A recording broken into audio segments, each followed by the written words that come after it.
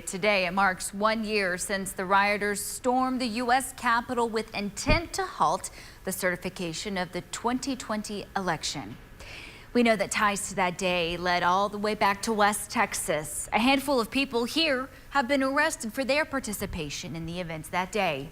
Jonathan Polasic takes the story from here. Good evening, Tatum. It was a dark day for our nation as protesters forced their way into the U.S. Capitol building. Now, hundreds of people have already been arrested as the FBI is calling it one of the biggest investigations in its history. January 6, 2021 was supposed to be a formality, a joint session of Congress certifying the results of the 2020 election.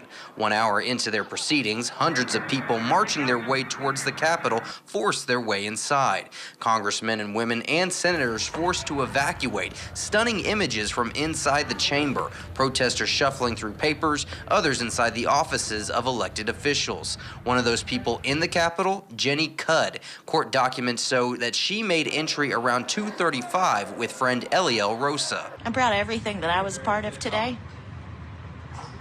and I'll be proud of everything that I'm a part of at the next one. While in her words, proud of that day, just 1 week later she was arrested by the FBI, charged with 5 federal misdemeanors. She pled guilty to just 1 charge in October, entering and remaining in a restricted building. Her sentencing is scheduled for March, and she faces up to a year in prison, the cost of what many that day called an act of patriotism.